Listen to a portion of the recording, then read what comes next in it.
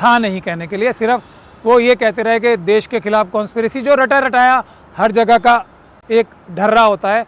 जो इसमें देश के खिलाफ कॉन्स्पिरेसी क्या हुई कि एक आदमी मजलूमों की आवाज़ को बुलंद करने और उनके सच्चाई को जानने के लिए दिल्ली से त्रिपुरा जाता है, यूएपीए में बुक हो जाता है।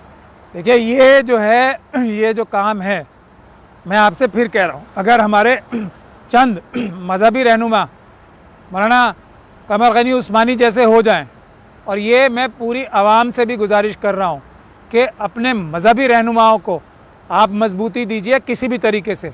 और बड़े लेवल की बात कर रहा हूँ मैं सिर्फ, जो जैसे मौलाना कमर गनी उस्मानी साहब एक बड़े कायद हैं, तो उस लेवल के कायदों को कमज़ोरी आ चुकी है। जो नीचे लेवल पे जो मस्जिदों के इमाम हैं, मैंने वहाँ भी जाके देखा, वहाँ भी वो लोग मस्जिद के इमाम जो मिले मुझे, वो कह रहे थे कि हम, हाँ, जो एक आम मस्जिद के इमाम थे, वो कह रहे थे हम लोग नहीं डरेंगे, हम लोग सच्चाई पर हैं, हम भारत के संविधान के ऊपर विश्वास रखते हैं, हमारा ईमान पुख्ता है, हम डरने वाले नहीं हैं।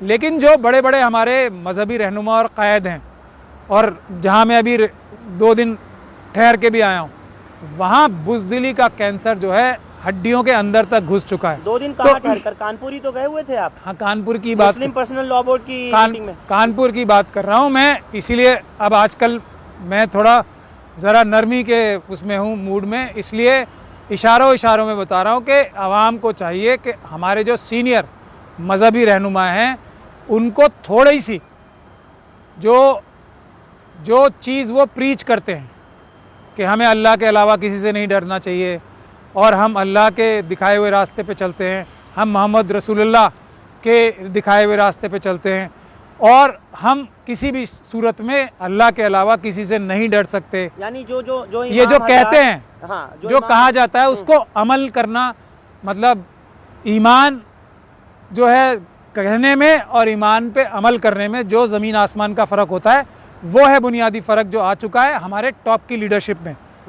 तो अगर वो थोड़ी सी भी दूर होगी तो हालात बहुत जल्दी, बहुत ज़्यादा तेज़ी से बदलेंगे, क्योंकि आवाम जो है वो बहादुर है। आवाम जो है अपने हकूक़ आइन के हिसाब से पीसफुल प्रोटेस्ट के ज़रिए हासिल करने को तैयार है और रेडी है। अभी किसान भी देख लिया आपने, किसानों ने क्या करके दिखाया है, और CA-NRC उससे भी ज़्यादा धुआं निकाल के दिखाया है।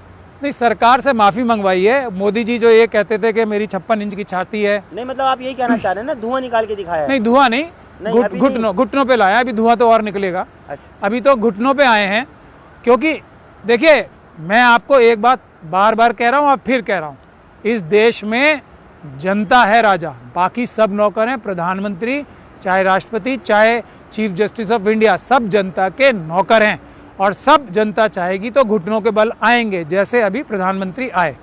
तो लेकिन जनता को जो हमारे संवैधानिक तरीके हैं पीसफुल प्रोटेस्ट के, वो इख्तियार करने चाहिए। मैं बार बार कह रहा हूँ, मैं ख़ास तौर पे मुस्लिम आवाम को कह रहा हूँ कि इनकी बहुत बड़ी जिम्मेदारी है